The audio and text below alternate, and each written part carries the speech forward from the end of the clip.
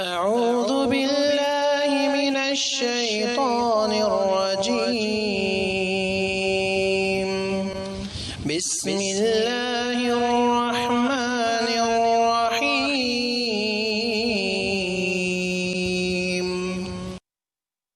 إن الحمد لله نحمده ونستعينه ونستغفره ونعوذ بالله من شرور أنفسنا ومن سيئات أعمالنا من يهده الله فلا مضل له ومن يضلل فلا هادي له وأشهد أن لا إله إلا الله وحده لا شريك له وأشهد أن محمدا عبده ورسوله أما بعد فإن خير الحديث كتاب الله وخير الهدي هدي محمد صلى الله عليه وسلم وشر الأمور محدثاتها وكل محدثة بدعة وكل بدعة ضلالة وكل ضلالة في النار.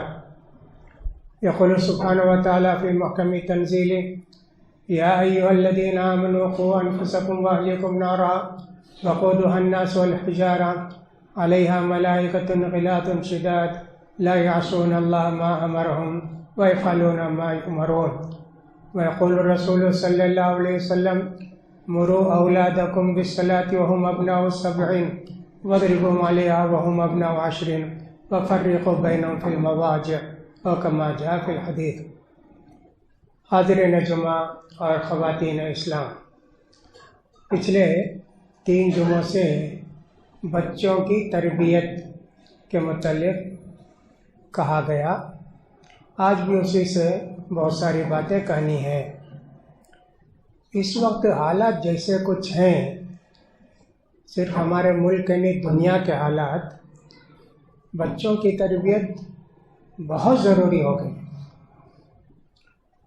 کتنے خاص کر آج کل کے ماحول جو ہیں وہ ایسا ماحول ہے کہ فتنے سے بچنا اور بہت ساری برائیوں سے بچنا قریب ناممکن نہیں تو مشکل ضرور ہو گیا ہے، بہت مشکل. بچوں کی بگاڑ اور سدھار میں 4 اسباب ہوتے ہیں: ماں باپ کا بگاڑ اور ان کا اچھا برتاؤ، ماحول اس کا، اسکول اور مدرسے کا، اور پھر رشتہ داروں کا یا گھر کا. سمجھیے یہ 4 چیزیں ایسی ہیں کہ اگر اچھی ہوں، نیک ہوں اور درست ہوں تو بچوں کی تربیت آسان ہے، لیکن یہ سب خراب ہو تو پھر بہت مشکل ہے. آنکھوں کا بچانا کس قدر مشکل ہے آج کل کے ماحول کے اندر. صرف یہ نہیں کہ سب بازاروں میں روڈوں میں گھومنے والی لڑکیاں لڑکے، بلکہ تو نعوذ باللہ وہ جس کو کہتے ہیں سوشل میڈیا، یوٹیوب کہتے ہیں، اس کے اندر کیسی چیزیں، آنکھوں کو کون بچائے گا، کیسے بچائے گا.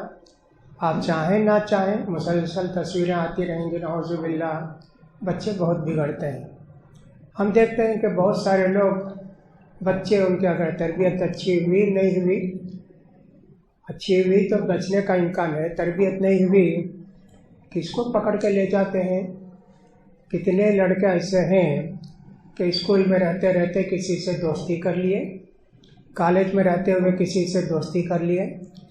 یہ دوستی مسلمان لڑکے مسلمان لڑکی میں ہوتی ہے. اگر جائز طریقے سے ہو، ایک دوسرے کو چاہتے ہیں تو کوئی حرج کی بات نہیں ہے. محبت بھی دونوں سے اور رشتہ بھی ہو گیا. لیکن خطرہ اس وقت ہوتا ہے جب کہ ان میں سے ایک مسلمان ہو اور دوسرے نان مسلم. یہ بہت بڑا خطرہ ہوتا ہے. ان کو معلوم بھی ہے کہ سب ہمارے اسٹیٹ میں تو نہیں، دوسرے یو پی، بہار وغیرہ وغیرہ کئی اسٹیٹ میں اگر ایسی کوئی شادی ہو گئی، ہندو مسلم فساد ہو جاتا ہے. کتنے لوگوں کو مارتے ہیں، کیا کیا کرتے ہیں، سب معلوم ہو کر بھی شادی کر لیتے ہیں.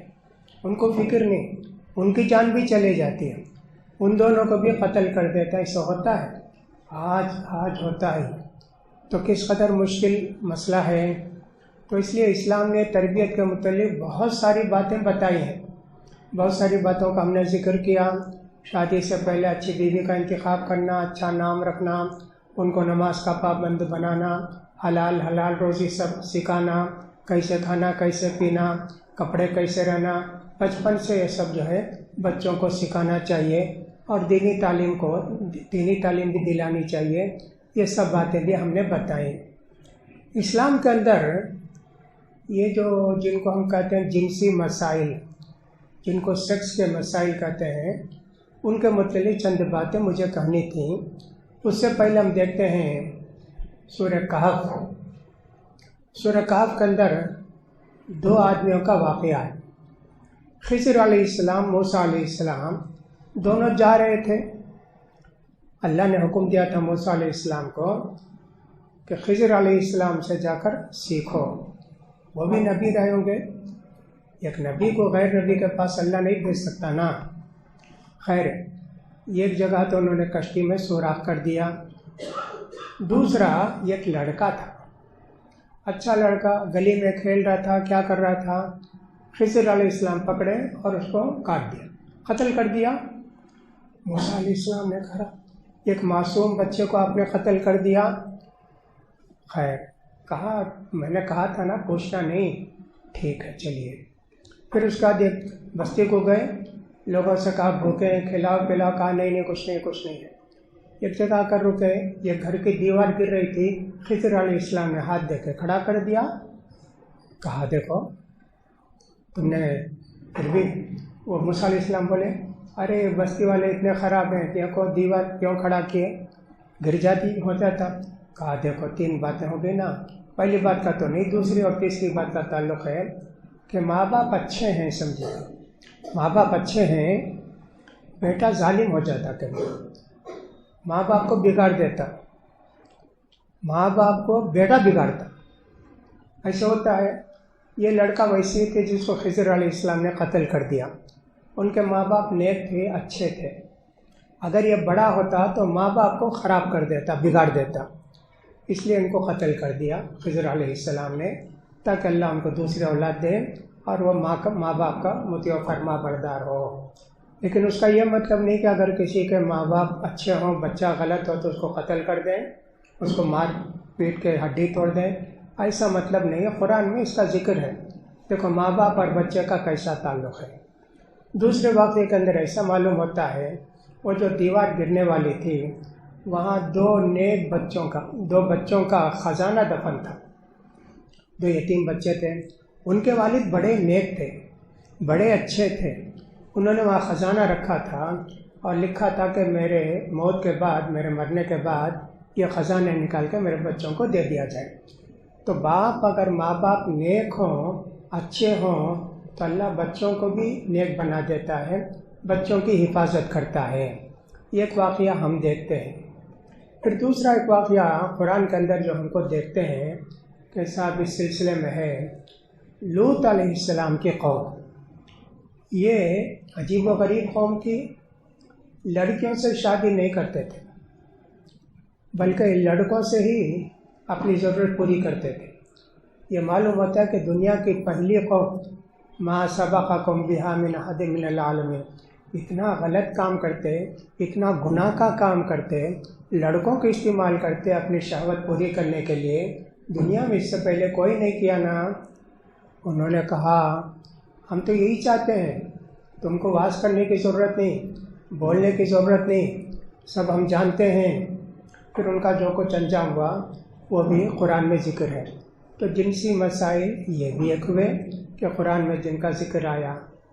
اور پھر آپ دیکھتے ہیں اسکولوں کے اندر، یورپ وغیرہ کے اسکول کے اندر بچے 10 سال کے ہو جاتے ہیں، ان کو باقاعدہ ان کے سلیبس میں ہے کہ لڑکا لڑکی کیسے ہوتے ہیں، کیا کرتے ہیں، بچہ کیسا پیدا ہوتا ہے، وہ کیسے ایک دوسرے سے ملتے ہیں، وہ کمپلسری ہے۔ آج کی بات نہیں کر رہا ہوں میں، یہ تقریباً 20 سال پہلے سے سلیبس میں ہے ان کے۔ اور عرب ممالک کے اندر، مصر وغیرہ کے اندر، تیونس کے اندر بھی تھوڑے مسائل سلیبس کے اندر آ گئے کہ کیسے رہنا، بچے بچی، بچے کے اندر کیا ہوتا ہے، بچی کے اندر کیا ہوتا ہے، بچے کیسا پیدا، یہ سب چیزیں ایسی ہوتی ہیں۔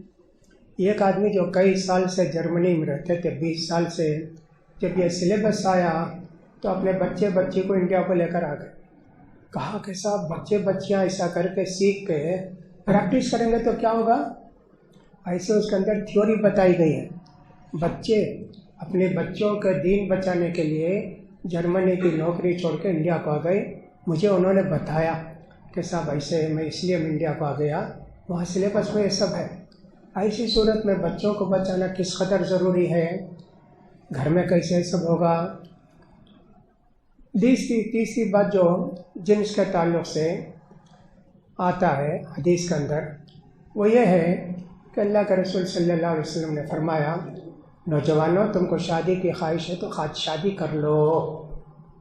کنٹرول کرنے نہیں ہوتا، روزہ رکھ کے کنٹرول کرو. یہ بھی اللہ کے رسول نے فرمایا کہ بچوں کو شادی کر کے دینا چاہیے. ماں باپ اس کو پہچاننا چاہیے کہ بچہ اگر شادی کے لائق ہو گیا ہے پوچھنا چاہیے کیا تمہارے لیے کوئی لڑکی دیکھیں، جیسے یہاں کہتے ہیں آرس دیکھیں. پوچھنا چاہیے. یہ نہیں ہونا چاہیے کہ بچہ کتنا وہ دبلا ہوتے جاتا ہے، پریشان ہوتے جاتا ہے، روز نہاتا ہے، پھر بھی ماں باپ کو کوئی فکر نہیں ہوتی. سوچتے نہیں ابھی تیری بہن ہے، فلاں ہے، ابھی تیرا ایجوکیشن مکمل ہونا ہے، ابھی تجھے سروس نہیں ملی، کیسے شادی کریں، اور کوئی بڑا خاندان نہیں آتا ہے، کیسے شادی کریں. یہ اتنی بڑی غلطی ہے. اگر ماں باپ کی غلطی کی وجہ سے بچہ غلطی کرے، زنا کر بیٹھے، کسی لڑکی کو لے کر بھاگ جائے تو ماں باپ پر گناہ ہوگا. تو اسی لیے اللہ کے رسول نے کہا لڑکو تم کو شادی کی خواہش ہے تم خود شادی کر لو. ماں باپ سے اجازت لینا لڑکوں کے لیے ضروری نہیں. لینا اچھا ہے، بہتر ہے، پالے پوسے بڑا کیا سب کیا نا، ان سے اجازت لینا چاہیے، ان کو بولنا بھی چاہیے میں فلاں لڑکے سے شادی کرنا چاہتا ہوں. کوئی حرج کی بات نہیں ہے. لیکن بہت سارے ماں باپ ضد میں آ جاتے ہیں، ہرگز وہاں شادی نہیں کرنا، ہم جہاں بولتے ہیں وہیں شادی کرنا. نتیجہ کیا ہوتا ہے، شادی کرتا ہے تو اس کو طلاق دیتا ہے، یا ایک صاحب اس کو ظلم و زیادتی کر کے بھگا دیتا ہے گھر سے. جس لڑکی سے شادی کرنا چاہتا ہے اسی سے کر لیتا ہے. یہ ماں باپ کی سب سے بڑی غلطی ہے. لڑکا جہاں کرنا چاہتا کر کے دے دینا چاہیے. لڑکی کے تعلق سے اللہ کے رسول کیا فرماتے ہیں؟ تو لڑکے کے تعلق سے ہوا. لڑکی کے تعلق سے اللہ کے رسول کیا فرماتے ہیں؟ اذا جاءکم من ترضون دینہ وخلقہ فزوجوہ الا تفعلوا تکن فتنۃ فی الارض وفساد عریض. ماں باپ کے لیے ایک نصیحت. وہ کیا نصیحت؟ تمہاری لڑکی کا رشتہ ایسے لڑکے سے آئے جو دیندار ہے، اخلاق والا ہے، شادی کر کے دے دو. اگر تم شادی کر کے نہیں دیے بہت بڑا فتنہ ہوگا، بہت بڑی مصیبت آئے گی. بچی کے ساتھ گر جائے گی، بچی کسی کا ساتھ بھاگ جائے گی. کتنے واقعات ہوتے ہیں. لڑکا بھاگ گیا لڑکی کو لے کر، لڑکی بھاگ گئی کسی اور کو لے کر. وہ لڑکا مسلمان ہے، نان مسلم ہے، اس سے کوئی مطلب نہیں. ہمارے ہاں بھی ایسا ہوتا ہے. ہم کو کئی سال پہلے ایک معلومات آئے تھے کہ مدراس میں ترچی وغیرہ کے اندر ایک سال میں 2400 کے قریب یہ شادیاں ہوتی ہیں ہندو مسلم کی. اور یہاں خود بھی مدراس میں ایسی شادیاں ہوتی ہیں. وجہ اس کی یہ ہے لڑکیاں بڑی ہوتی ہیں، جہیز دینے کے لیے کیا بھی نہیں ہے. مسلمانوں کے رشتے آتے ہیں، جہیز مانگتے ہیں. پریشان ہو کے ان کے ماں باپ یا تو خود لڑکی کسی غیر مسلم سے شادی کر لیتی اور اس کے بعد جہیز ویز کچھ ہے. کتنے ایسے ہیں لڑکے بھی لڑکیاں بھی. دیکھو کتنا بڑا یہ ظلم ہے. یہ لڑکوں کے لیے، نوجوانوں کے لیے یہ پیغام ہے شریعت کے اندر. لڑکی کے لیے کہا تم شادی کر کے دے دو ورنہ تو بہت بڑا فساد ہوگا. کنٹرول کرنا آسان نہیں ہے. ان کو جب پریشانی ہوتی ہے نوجوانوں کو، آنکھ بن کر سوچتے ہیں کوئی شیطانی بھی آ جائے اس سے شادی کرنے زنا کرنے تیار ہو جاتے. کنٹرول کرنا آسان نہیں ہے. بہت اس کے لیے نگاہیں نیچی رکھنا، جیسا کہ اللہ تعالیٰ نے فرمایا قل للمؤمنین یغضوا من ابصارہم ویحفظوا فروجہم. لڑکوں سے کہو، مومنوں سے، مردوں سے کہو نگاہیں نیچی رکھ کر چلو. عورتوں سے بھی کہو نگاہیں نیچی رکھ کر چلو. آنکھ پہلا ذریعہ. کسی کو دیکھ لیے اس کے پیچھے پڑ گئے، کچھ بھی ہو گیا کتنا بڑا خطرہ ہے. اللہ تعالیٰ نے اس کی اہمیت کو بیان کیا. اور جنسی مسائل کے تعلق سے اور بھی کچھ باتیں حدیث کے اندر بیان کی گئی ہیں. مثلا اللہ کے رسول صلی اللہ علیہ وسلم فرماتے ہیں اگر کوئی شوہر اپنی بیوی کو اپنی ضرورت کے لیے بلائے، سو رہے دونوں، شوہر کو خواہش ہوئی بیوی سے صحبت کرنے کی، بیوی کو بلایا، جگایا، کہا میں تیار نہیں ہوں، میں نہیں کروں، بیمار ہے، حیض ہے، مجبوری ہے، وہ دوسری بات ہے، کچھ نہیں، نہیں سے نہاتی نہیں، سویرے نہیں اٹھتی. کہا کہ اس پر اللہ کی لعنت ہوتی ہے. اس عورت پر جو اپنے شوہر کے لیے تیار نہیں ہوئی، اس پر تو اللہ کی لعنت ہوتی ہے. تو دیکھیے یہ جنسی خواہش ایسی ہے کہ عورت نہیں ملی تو پتہ نہیں کیا کیا کرے گا. اگر یہ تیار نہیں ہے تو کہیں جا کے زنا بھی کرے گا، نعوذ باللہ. تو دیکھیے عورتوں کے لیے کتنی باتیں کہی گئی ہیں، بہت ساری باتیں کہی گئی نا. اسی طرح سورہ نساء کے اندر ہم دیکھتے ہیں عورت، مرد، ان میں سے مرد اگر اس کو خواہش زیادہ ہے، شہوت زیادہ ہے، ایک بیوی ناکافی ہے، تو اللہ نے کہا فَانْكِحُوا مَا طَابَ لَكُم مِّنَ النِّسَاءِ مَثْنَىٰ وَثُلَاثَ وَرُبَاعَ. اگر تم کو خواہش ہے، ضرورت ہے، ایک کے بجائے دو شادی کر لو. دو شادی بھی تم کو پسند نہیں ہے کیا، بس نہیں ہے کیا، تین کر لو. اور اگر تین بھی تم کو ناکافی ہے تو چار کر لو، اس سے زیادہ نہیں. اللہ کے رسول صلی اللہ علیہ وسلم کی شادیاں زیادہ ہوئی تو وہ دوسری مصلحت تھی، لیکن اللہ نے ہم کو 4 بیوی رکھنے کا حکم دیا ہے، اجازت دی ہے. لیکن لڑکی کے لیے جائز نہیں کہ 2-3 شوہر رکھے، نعوذ باللہ. یہ تو جانور بھی ایسا نہیں کرتے ہیں. تو دیکھیے یہ بھی اللہ تعالیٰ نے قرآن مجید کے اندر بیان کیا. تو لہٰذا بہت سارے لوگ ایسے ہوتے ہیں ہمارے معاشرے کے اندر، ہماری سوسائٹی کے اندر ایک سے زیادہ شادی کرنا بہت بڑا ہے. اگر بیوی کے ہوتے ہوئے اور ایک شادی کر لیا تو کتنی بڑی مصیبت ہو جاتی ہے، طلاق تک کی نوبت آ جاتی ہے. کسی لڑکی کے لیے، کسی عورت کے لیے جائز نہیں کہ اپنے شوہر کو دوسری تیسری شادی کرنے سے روکے، اجازت نہیں. اگر روکتی ہے حرام ہے، ناجائز ہے، گناہ ہے، شریعت کے خلاف ہے، نہیں روکنا چاہیے. اس کی ضرورت وہ جانتا ہے. کچھ لوگوں نے شادیاں کی دوسری تیسری، لیکن پہلی بیوی کے اشار سے اور اس کے تکرار سے طلاق دینا پڑا دوسری بیوی کو. تیسری بیوی اس کو بھی طلاق دینا پڑا. کہا کہ میری بیوی بہت ستاتی ہے، فلاں کرتی ہے اور دھمکی دیتی ہے، اگر تم اس بیوی کو نہیں چھوڑے تو پولیس اسٹیشن میں جا کے ڈوری کیس کر دوں گی. دیکھیے یہ کیا ہے، تربیت نہ کرنے کا نتیجہ، اسلامی تعلیم نہ سیکھنے کا نتیجہ. گناہ ویسے ہی کم ہو جاتا ہے اگر اسلامی تعلیم معلوم ہو، اسلامی باتیں معلوم ہو تو گناہ کم ہوتے. معلوم ہی نہیں ہے کہ صاحب وہ سمجھتی ہے کہ میں آزاد ہوں، جو چاہوں گی کروں گی، اپنے شوہر کو جیسے رکھوں گی. بعض لوگ تو باقاعدہ لکھا لیتے کہ میری بیٹی رہتے ہوئے تم دوسری شادی نہیں کرو گے، لکھا لیتے. کتنا بڑا ظلم ہے یہ. اور شوہر بھی تیار ہو جاتا، لکھ دیتا ہے جب تک میری بیٹی زندہ ہے تم دوسری شادی نہیں کر سکتے. کتنا بڑا گناہ ہے. دیکھیے جنسی مسائل جو ہے نا اسے پیدا ہوتے ہیں غلط کاموں کی وجہ سے، اسلامی تربیت کو چھوڑ دینے کی وجہ سے ایسے ہوتا ہے. اسی طرح جنسی مسائل میں سے ہم کو یہ بھی معلوم ہوتا ہے قرآن کے اندر سے، وَيَسْأَلُونَكَ عَنِ الْمَحِيضِ قُلْ هُوَ أَذًى فَاعْتَزِلُوا النِّسَاءَ فِي الْمَحِيضِ وَلَا تَقْرَبُوهُنَّ حَتَّىٰ يَطْهُرْنَ. اگر کوئی ایک ہی بیوی ہے، اس کو خواہش بھی ہے، لیکن بیوی ناپاک ہے، اس کو ماہواری آ رہی ہے، اللہ نے خبردار تمہاری بیوی کو اگر ماہواری آ رہی ہے ہرگز ان سے صحبت نہیں کرنا یہاں تک کہ وہ پاک ہو کر نہا لیں، جب صحبت کرنا. اور اللہ کے رسول صلی اللہ علیہ وسلم فرماتے ہیں، ابن عباس رضی اللہ تعالیٰ عنہما کی یہ حدیث ہے، یا تو ان کا فتویٰ ہے یا کہ اللہ کے رسول نے اسے فرمایا ہے. یہ فرمایا دیکھو اگر کوئی آدمی حیض کی حالت میں بیوی سے صحبت کیا، حیض شروع ہو کر چند دن ہوئے، اس کو چاہیے کہ صاحب 2.5 گرام سونا صدقہ کرے.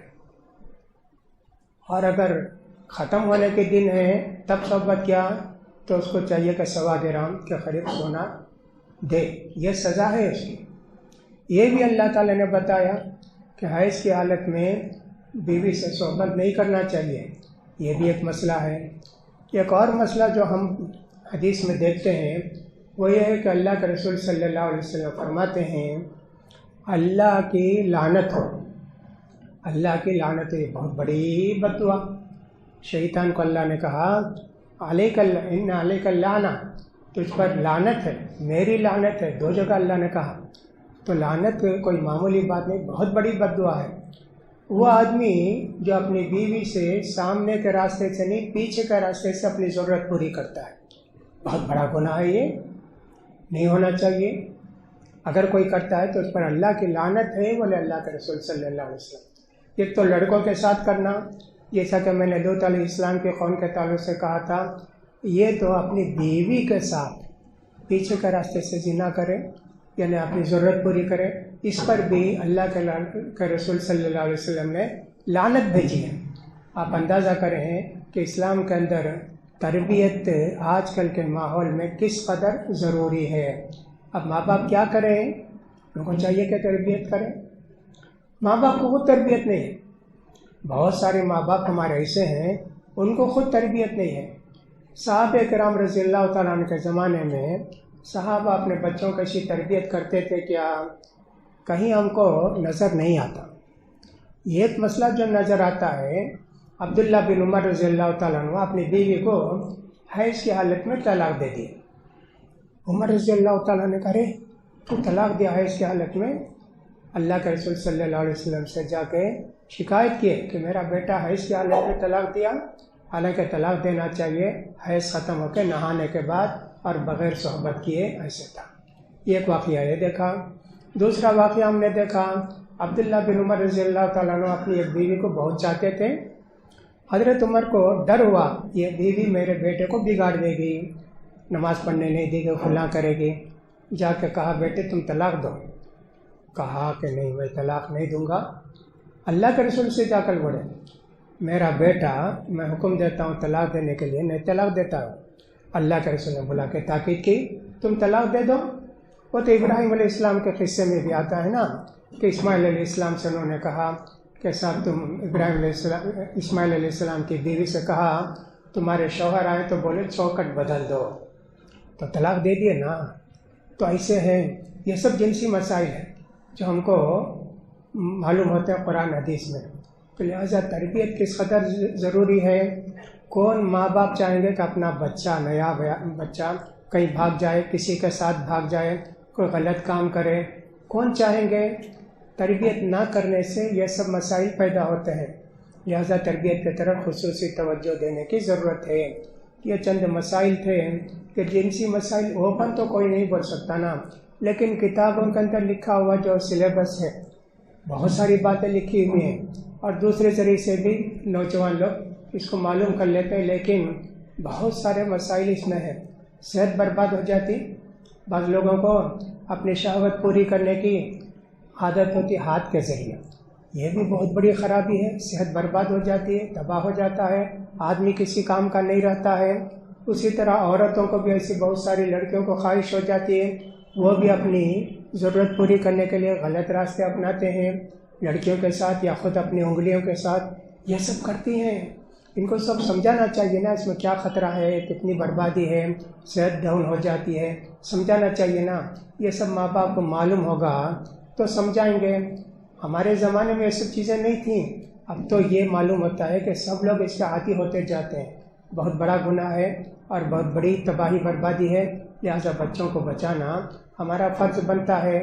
بچے ہی ہماری ملت کے اور قوم کے پاسبان ہیں، نگہدار ہیں، یہی اپنی قوم کو سنبھالنے والے ہیں۔ اگر بگڑ گئے تو پھر کون ٹھیک رہے گا؟ اس لیے ان باتوں کا خیال کرنا چاہیے۔ اگر کچھ اور باتیں ہوں گی تو پھر ان کو بیان کرنے کی کوشش کریں گے، ورنہ اسی پر ختم کریں گے۔ اللہ سے دعا کہ اللہ تعالی ہمارے نوجوانوں کی حفاظت فرمائے، لڑکوں کی، لڑکیوں کی۔ اللہ تعالی غلط راستے پر چلنے سے ان سب کو بچائے۔ اللہ تعالی ان سب کی حفاظت فرمائے۔ اللہ تعالی ہم کو نیک اور صالح اولاد عطا فرمائے۔ ہم سے کوئی غلطی اور تربیت کے اندر ہو گئے تو اللہ تعالیٰ اس کو معاف کر کے ہم کی پکڑ نہ کرے. وآخر دعوانا الحمدللہ رب العالمین. الحمدللہ وکفا وسلام علی عبادہ الذین اصطفیٰ. آج گویا نیا سال ہے، انگریزی سال. دنیا میں ایک ہی کیلنڈر پوری دنیا میں چلتا ہے، اس کو انگریزی کیلنڈر کہتے ہیں. لیکن ہر قوم کا ایک کیلنڈر ہوتا ہے، بلکہ ہر ملک کا ایک کیلنڈر ہوتا ہے. تمل کا ایک کیلنڈر ہوتا ہے، تیلگو کا ایک کیلنڈر ہوتا ہے، کناڈا والوں کا ایک کیلنڈر ہوتا ہے. مختلف ہوتا ہے. سال کے آنے جانے سے کچھ بھی نہیں ہوتا، وہ تو اللہ کا جو فیصلہ ویسے ہوتے جاتا ہے. تو لہٰذا نیا سال ہے تو مبارکبادی دینا یا یہ کہ صاحب اس سال کو سمجھنا ہے آنے والا سال بہت اچھا ہے، جو گزشتہ سال تھا بہت برا، وہ CAA کا مسئلہ تھا، NRC کا مسئلہ تھا، اور پھر اس کے بعد کیا کیا ہوا، یہ سب کہنا گویا زمانے کو گالی دینا ہے. وہ سال آتے جاتا ہے، 360 دن پورے ہوتے ہیں تو ایک سال ہو جاتا ہے، اور پھر اس میں کچھ کم زیادہ ہوتے ہیں.